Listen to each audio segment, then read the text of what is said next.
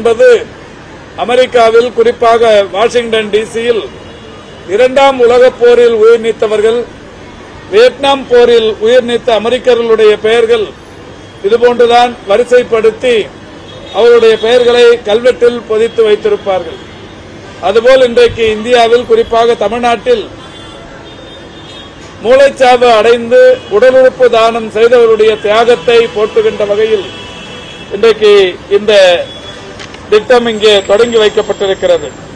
மாண்புமிகு தமிழ்நாட்டின் முதலமைச்சர் அவர்கள் கடந்த 2023 செப்டம்பர் திங்கள் 23ஆம் தேதி ஒரு புதிய திட்டம் ஒன்றை இந்த துறைக்கு அறிவித்தார்கள். அதன்படி உடல் உறுப்பு தானம் செய்தவர்களுக்கு அரசு சார்பில் மரியாதை செலுத்தப்படும் என்று அறிவிக்கப்பட்டது. அந்த வகையில் உடல் உறுப்பு தானம் செய்தவர்களுடைய திருவுடலுக்கு மாவட்ட ஆட்சி நிர்வாகத்தின் சார்பில் மாவட்ட ஆட்சித்தலைவர் அல்லது மாவட்ட வருவாய் அலுவலர் போன்ற மாவட்ட அளவிலான அலுவலர்கள் அரசு மரியாதை செலுத்தி வருகின்றார்கள். இந்த திட்டத்தை மாண்புமிகு தமிழ்நாட்டின் முதலமைச்சர் அவர்கள் 23 செப்டம்பர் திங்கள் 23ஆம் தேதி அறிவித்ததற்கு பிறகு இதுவரை 553 உடல் உறுப்பு தானம் செய்தவர்களுக்கு அரசு மரியாதை செலுத்தப்பட்டிருக்கிறது. இப்படி ஒரு 2 ஆண்டுகளில் மட்டுமே இவ்வளவு பேர் உடல் உறுப்பு தானம் செய்திருப்பது என்பது இந்திய அளவில் தமிழ்நாடுதான் இன்றைக்கு தொடர்ந்து முதலிடத்தில் இருந்து வருகிறது. கடந்த 6 ஆண்டுகளாகவே மாண்புமிகு முத்தமிழறிஞர் கலைஞர்கள் இந்த திட்டத்தை தொடங்கி வைத்ததற்கு பிறகு இந்திய அளவில் தமிழ்நாடு இந்த திட்டத்திற்காக ஒன்றிய அரசின் பரிசுகளை ஆண்டுதோறும் பெற்று வருகிறது. அந்த வகையில் கடந்த ஆண்டும் கூட அதிக அளவில் உடல் உறுப்பு தானம் செய்தவர்கள் என்கின்ற வகையில் தமிழ்நாடு முதலிடத்தை பிடித்தது. இந்த திட்டம் அறிவித்ததற்கு பிறகு இதுவரை உடல் உறுப்பு தானம் பதிவு செய்திருப்பவர்கள், மூளைச்சாவு அடைந்தவர்களிடத்திலிருந்து உடல் உறுப்புகள் பெறப்பட்டது 553 பேரிடத்தில். இந்த திட்டத்தில் பதிவு செய்திருப்பவர்கள் 23,189 பேர். 23,189 பேர் இந்த 2 ஆண்டுகளில் இந்த திட்டத்தில் இணைந்திருக்கிறார்கள். இப்படி இந்திய அளவில் மட்டுமல்ல, உலக அளவிலான இந்த சிறப்புக்குரிய திட்டத்திற்கு மேலும் மெருகேற்றுகின்ற வகையில் இன்றைக்கு இந்த வால் ஆஃப் ஆனர் நிறுவப்பட்டிருக்கிறது. இது தமிழ்நாடு முழுவதிலும் இதுபோல் நிறுவப்படவிருக்கிறது. சென்னை ராஜீவ்காந்தி அரசு மருத்துவமனையை பொறுத்தவரை பல்வேறு சிறப்புகளை கொண்ட மருத்துவமனையாக இருந்து கொண்டிருக்கின்றது. இன்றைக்கும் கூட இந்த நிகழ்ச்சியின் வாயிலாக நானும் நம்முடைய அமைச்சர் அவர்களும் மக்கள் பிரதிநிதிகளும் ஒருங்கிணைந்து முன்னாள் மருத்துவ மாணவர்களின் சங்க அலுவலகம் ஒன்றை திறந்து வைத்திருக்கிறோம். இந்த மருத்துவக் கல்லூரி மருத்துவமனை என்பது உலக அளவில் பழமை வாய்ந்த மருத்துவக் கல்லூரி மருத்துவமனை. ஏறத்தாழ 190 ஆண்டுகளை கடந்து 200வது ஆண்டை நோக்கி பயணித்துக் கொண்டிருக்கின்றது.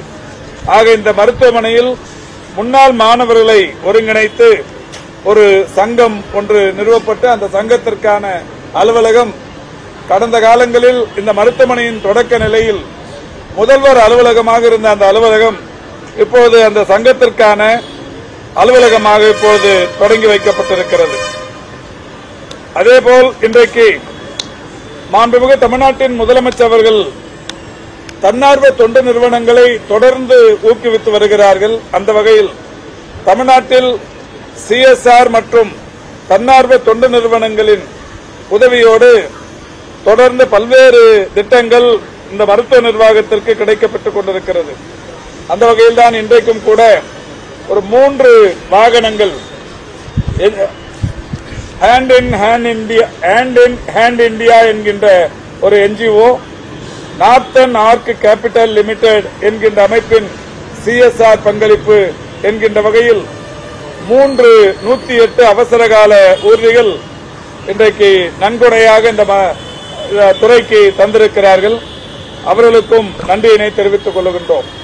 ராஜீவ்காந்தி அரசு மருத்துவமனையை பொறுத்தவரை நம்முடைய மாண்புமிகு தமிழ்நாட்டின் முதலமைச்சர் அவர்கள் பொறுப்பேற்றதற்கு பிறகு இந்த மருத்துவமனையில் மட்டும் 74 கோடியே 50 லட்சம் மதிப்பீட்டிலான பல்வேறு கட்டிடங்கள், பல்வேறு மருத்துவ உபகரணங்கள் தொடர்ந்து தொடங்கி வைக்கப்பட்டிருக்கிறது.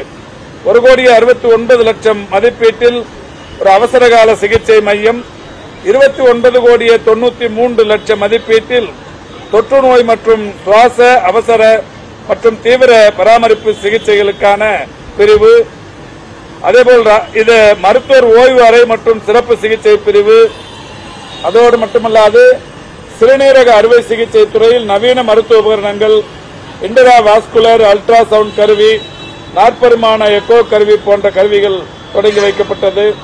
இந்த மருத்துவமனையில் 9,83,00,000 மதிப்பீட்டில் கதிர் இயக்க அலைவீச்சு கருவி மற்றும் முன்தூக்கிகள் மாற்றியமைக்கப்பட்டது.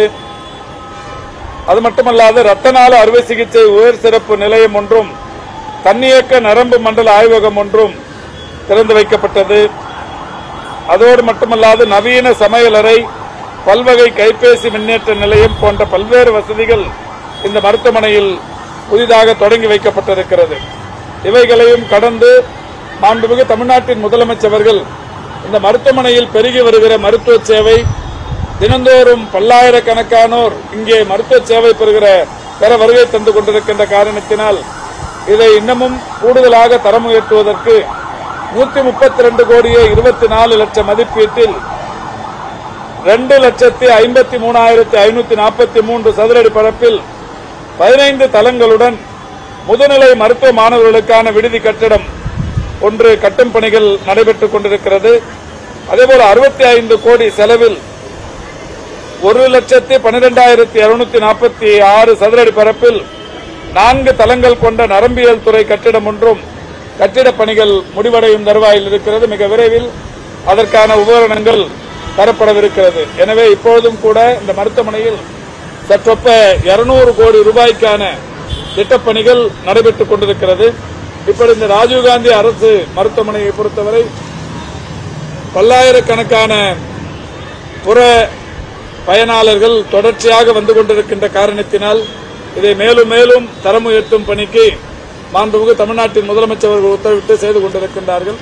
அந்த வகையில் இந்த மருத்துவமனையில் இன்றைக்கு ஒரு புதிய முயற்சியாக தமிழ்நாட்டுக்கு மட்டுமல்ல இந்தியாவில் ஒரு புதிய முயற்சியாக இந்த வால் ஆஃப் ஆனர் இங்கே திட்டமிடப்பட்டு அது திறந்து வைக்கப்பட்டிருக்கிறது.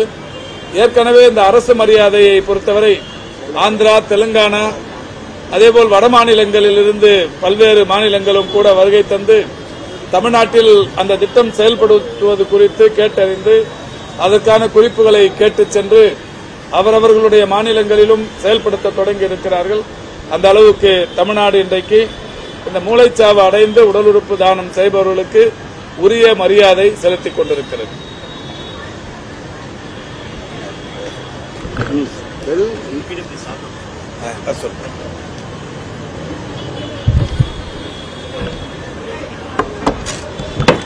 உடல் உறுப்பு பணியாளர்களை போற்றும் தியாகச்சுவர் அமைத்து கொடுத்த பொதுப்பணித்துறையினரை மாண்புமிகு அமைச்சர் பெருமக்கள் சால்வை கோர்த்தி சிறப்பு செய்கிறார்கள். அவர்களை மேடைக்கு வருமாறு அழைக்கிறோம்.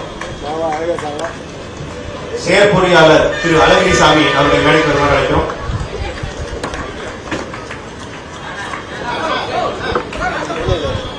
அவர்களை தொடர்ந்து உதவி செயற்பொறியாளர் திருமதி ஆதிச்செல்வி, திருமதி எழிலரசி ஆகியோரை மேடைக்கு வருமாறு அழைக்கிறோம்.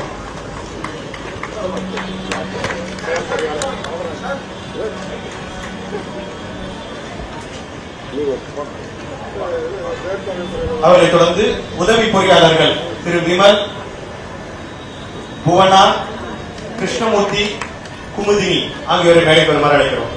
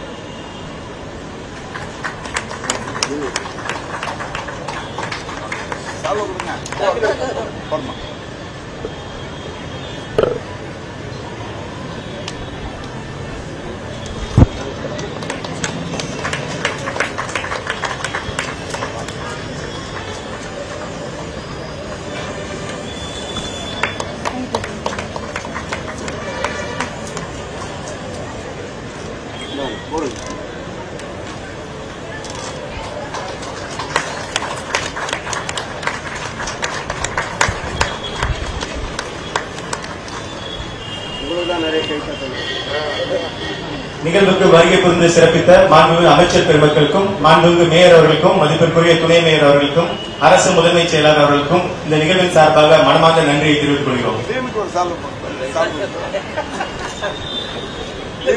இந்த தியாகச்சுவர் அமைப்பதற்கு துணை நின்ற மருத்துவக் கல்லூரி முதல்வர் அவர்களுக்கு மாண்புமிகு அமைச்சர் பெருமக்கள் பொன்னாடை அணிவித்து சிறப்பிக்கிறார்கள்.